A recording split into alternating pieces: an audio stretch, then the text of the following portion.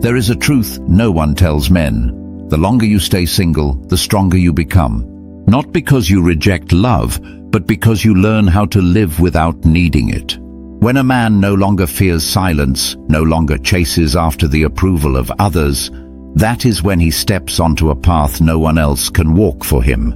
A journey that is neither loud nor glamorous. But within that silence, strength is born. The strength of freedom, of self-respect, and of living a life that needs no permission. This video is an invitation to step out of the rush and into the depths of your own being. Not to fight love, but to prepare for it more completely. Because the more independent a man becomes, the more he understands himself, the better he knows how to love without losing who he is. Segment 1. Loneliness is not an enemy, but a teacher. In the quiet suburbs of Colorado, surrounded by snow-covered mountain towns, lived a man named James. He was over 40, had never been married, had no girlfriend, and had long chosen to live alone. To many around him, James was that weird, lonely guy. A kind of man that modern society doesn't know what to do with. He rarely showed up at parties, didn't use social media, and absolutely didn't care about being left behind in the race to find a life partner. But few knew that in that very loneliness, James had discovered something most people spend their lives running from: the inner strength born from silence. Years ago, James was a young lawyer in New York, ambitious, sharp, and hungry to prove himself. He lived as if the whole world was watching his every move. He had a girlfriend, went on dates, and attended noisy gatherings.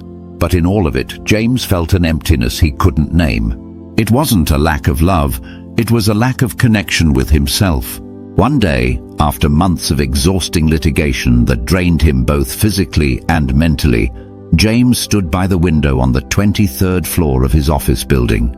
The city lights below flickered like an endless web that never slept. He sighed and thought, "I'm living a life others want, not one that's truly mine." And then he left it all behind. Colorado was the place he chose to start again. No noise, no expectations, and no one who knew him. Each morning, James would wake up, walk through the forest, meditate in silence, read ancient Greek philosophy, and write in his journal by hand. At first, loneliness was like a wild animal, growling and clawing through long nights with no one to talk to. But instead of avoiding it like he used to, James faced it. He sat in the stillness, listening to his breath, the wind through the pines, and the voice inside him he had ignored for too long in the crowd. Loneliness, if you're brave enough to face it, will open a door to your truest self, a version of you no one else can ever fully understand.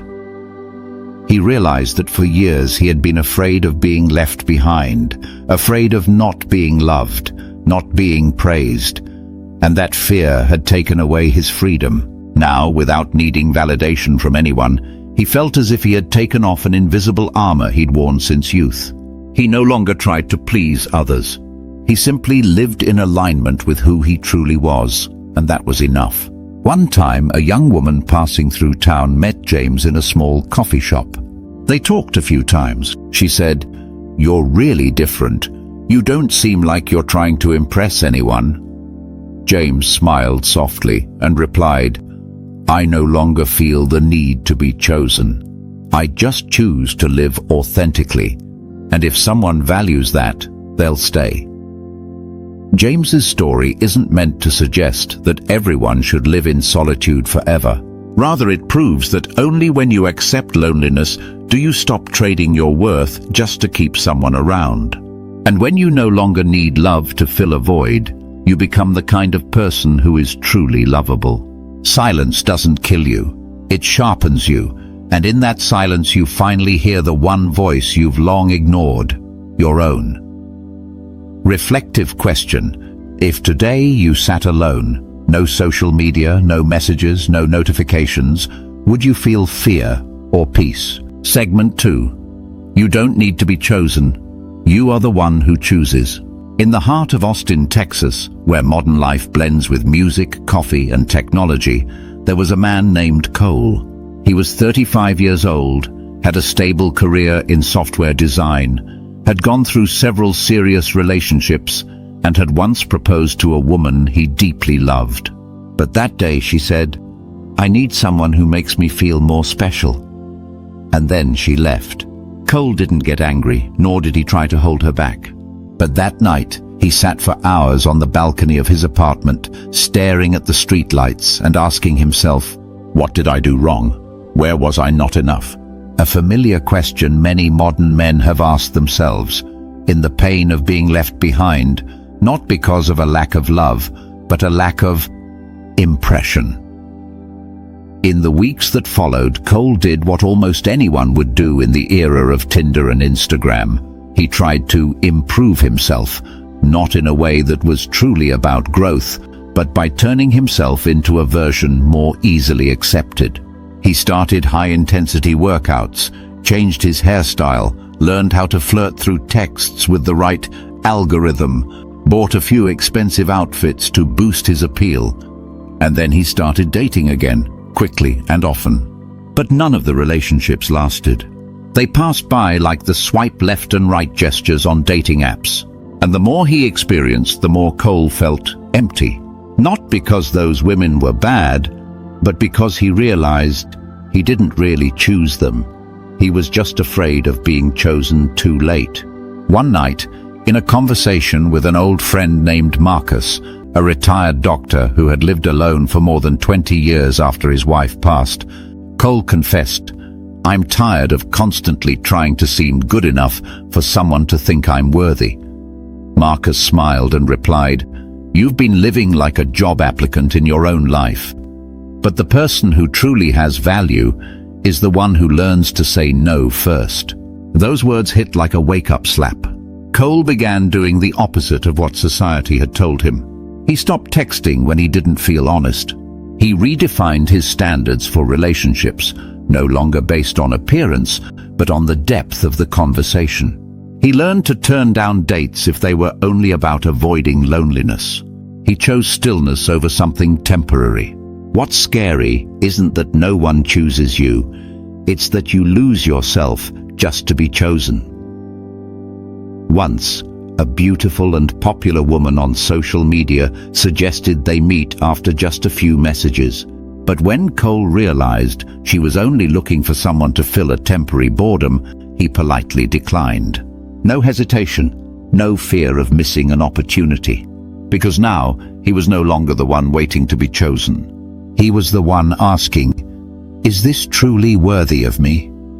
That feeling, not arrogance, not coldness, but a calmness of the soul. A kind of deep self-respect that comes from knowing what you want and having the courage to not accept anything less. Love shouldn't be a reward for the one who tries the hardest, but a resonance between two souls who don't need to hide anything. Cole's story didn't end with a marriage or a perfect relationship, but it began again with a man who knew how to stand on his own and wasn't afraid of silence. Because he had realized, when you no longer need anyone to validate your worth, you finally begin to live. Reflective question: are you in a relationship just because you're afraid of being alone? Or are you choosing that person with clarity, not out of lack? Segment 3. Mastering your emotions, mastering your destiny. In the city of Chicago, where winter can get so cold that even the river freezes over, there was a man named Eric, a former US Marine, now a philosophy lecturer at a community college. His hair had begun to turn grey, but his eyes remained calm and observant, as if always listening to something others hadn't yet spoken aloud. Eric wasn't the type to get angry easily, nor was he someone who could be easily swayed. He was so composed that students often called him the Stoic, a man of Stoic philosophy living in the modern world. Eric wasn't born that way. His past was full of cracks. He had once been an angry teenager in the suburbs of Detroit, growing up in a violent household where yelling and helplessness were the everyday language. At 17, he joined the military just to escape a home he described as a battlefield with no purpose. In the Marines, Eric learned how to control his body, but it was only after he left the military, returning to the emotional chaos of civilian life, that he began to learn how to control his emotions. One day in his classroom, a young student named Mark stood up in the middle of the lecture, angrily accusing Eric of being outdated and not understanding the younger generation. The whole class went silent. Everyone waited to see his reaction. A scolding, a look of anger, at least a defensive response? But Eric simply sat there, quiet for a few seconds, and then asked, "Have you ever seen a mountain tremble because of a scream?" That question not only left Mark speechless, but also brought silence to the entire class, because they realized something deeper. Eric didn't avoid conflict, but he also didn't let it dictate how he lived. After that class, he shared something with Mark. Emotions are like guests. Welcome them, but don't give them the keys to your home. Mastering emotions doesn't mean feeling nothing. It means knowing when to feel and what to do with that feeling. Eric didn't deny that he had once lost his temper, broken things, or lost control. But those very moments taught him this truth. Every time you react impulsively, you give away your power and lose yourself. In a public talk about PTSD, post-traumatic stress disorder, Eric once said, "I used to let anger choose my words and let fear choose the direction of my life, until I realized I am not my emotions, I am the one observing them." Eric's story is living proof of a timeless truth, one emphasized by both Eastern and Western philosophy. Only when you stop reacting too quickly do you begin to become your true self. In a country like America, where emotional expression is often encouraged as a sign of authenticity, there's a hidden danger. People mistake expression for urgency. They yell when hurt, show attitude when rejected, and hurt others while still bleeding themselves. But a mature man like Eric understands this. It's not the situation that shapes the man, it's how the man responds to the situation. He shared that every time his emotions surge, he writes one simple line in his notebook: "I can observe this without being controlled by it." And over time, that act of observation became a habit, a fortress of inner strength no storm from the outside world could shake. Reflective question: when was the last time you reacted out of emotion? And if you had chosen 30 seconds of silence instead, what might have been different? Segment 4. Focus, a silent superpower in a distracted world. In the city of Palo Alto, the heart of Silicon Valley, where every cup of coffee seems to carry $1 million idea, there was a man named Daniel. He was once a software engineer at a leading tech company, where creative pressure and constant distraction went hand in hand throughout every hour of the day. Daniel had everything: a good income, a comfortable office, and a future that seemed to be expanding ahead of him. But what he didn't have was deep focus on the things that made his heart come alive. Daniel used to live like most people in the startup world. Each day began with checking email, quickly scanning Slack notifications, replying to messages, then jumping from one meeting to another report. At first he thought that was productivity, but after a few years he began to realize a frightening truth. He did a lot, but completed nothing that truly mattered. One weekend, Daniel went on a solo walk to the countryside outside of Sacramento, to a small Benedictine monastery. He didn't go for religious reasons, but because of an invitation from an old friend, someone who had left the tech world to live a life of solitude. During the 3 days there was no internet, no work schedule, only birdsong, the scent of decaying wood, and long stretches of uninterrupted silence. At first, Daniel felt suffocated, but by the 3rd day, he wrote in his journal, "For the first time in years, I could follow a single train of thought from beginning to end, without interruption." That moment awakened something in him. Focus is a kind of power that's being stolen from us by things that seem harmless: notifications, instant replies, and the fear of being left behind. When he returned, Daniel didn't quit his job immediately. Instead, he began to experiment with a new way of living. He deleted many apps from his phone. He established silent hours during the day when no one, not even himself, could interrupt his time. He started to draw, not to post online, but to slow down and observe the world more mindfully. And then he wrote. At first, it was just journaling, but later, long-form essays on technology and life, on the disconnect between humans and their inner selves. Those essays, surprisingly, were well received by the community. He was no longer a software engineer chasing deadlines, but a thoughtful creator. And he realized it was focus, quiet and unshowy, that had saved his life. Focused people don't need to be faster. They just need to be clearer. And clarity is something the crowd can never defeat. In a talk at a mental health conference for men, Daniel said, "People ask me what my secret to success is. I don't have one. But I have a habit. I've learned how to sit alone without touching my phone." And that changed everything. In America, where everyone is busy, where multitasking was once considered the pinnacle of productivity, focus has become a revolutionary act. A man who can focus is someone who dares to say no to fragmentation. Someone who chooses to do one right thing instead of 10 half-hearted ones. Later, Daniel left the big company and opened a small studio where he built simple, meaningful software. He was no longer as wealthy as before, but he wrote every day, drew every week, and spent one evening a week having honest conversations with friends. No phones, no distractions. Focus isn't limitation, it's liberation. Reflective question. If you could only do one thing each day, but do it fully, what would you choose? And what is stopping you from starting today? Segment 5. When you are full, love becomes a choice. In the peaceful suburbs of Oregon, there was a man named Thomas, 42 years old, the owner of a small bookstore nestled along a street lined with bright red maple trees every autumn. The bookstore wasn't crowded, but it always smelled of old paper and freshly roasted coffee.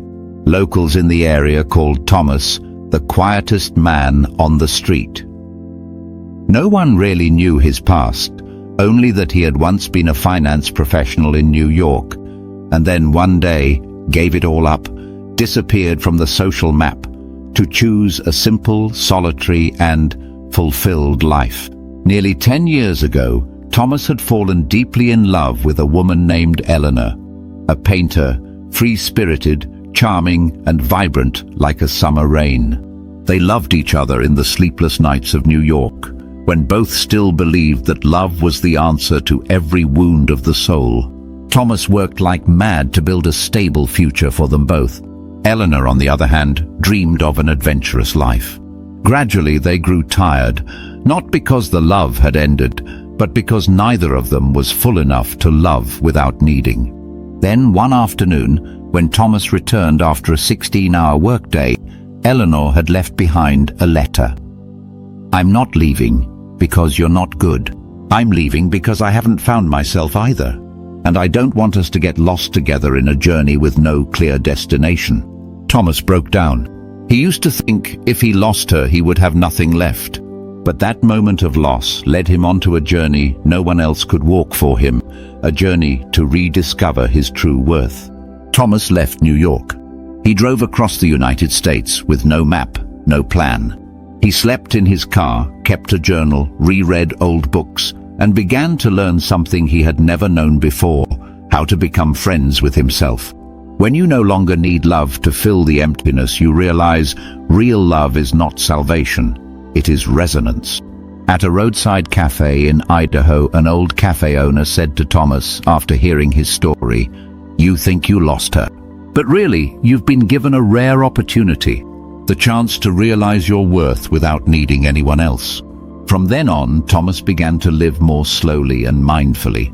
He learned how to care for himself. He learned to reject relationships that existed just to have someone around. He built a strong inner life, quiet, independent, and whole. Years later, now the quiet bookstore owner in Oregon, Thomas met Eleanor again, by chance, just as they had first met years ago in a little bookstore. She had changed. He had too. They had coffee and shared stories about the roads they'd each taken. Eleanor asked, "Were you ever angry with me?" Thomas smiled. "No, you didn't take anything from me. You just helped me realize I once leaned on love like a crutch. But now if I love someone, it's a choice, not a necessity." Eleanor fell silent. In her eyes was a mix of gratitude, a hint of regret, and deep understanding. A man who knows his worth will never beg for anyone to stay. He doesn't cling, not out of arrogance, but because he's learned how to stand on his own. In America, where dating apps and love as a commodity philosophies flood our culture, people often forget. Love should not be something you need to heal. It should be something you can give without running empty. And only when a man is full of understanding, full of presence, full of identity, does love become light, deep, and pressure-free. The best kind of love doesn't come when you're lonely. It comes when you're free. Reflective question. What are you trying to fill with love? And if no one stood beside you today, would you still feel full and worthy? Conclusion. No one says you have to be alone to become strong, but only when you learn how to live alone and still feel whole, do you truly become free. The men in these stories, James, Cole, Eric, Daniel, and Thomas, are not superheroes. They are simply men who dared to face themselves, who chose stillness over noise, who learned how to wait rather than rush. And when they stopped living to please others, they began living lives with substance. They didn't need love to be saved. They could offer it as a gift, unbound, unbegged, and uncompromised. You don't need to be chosen to have worth. You only need to be clear-minded enough to choose a life worthy of you. One final question to carry with you. If no one stood by your side, are you living a life that you yourself are proud of?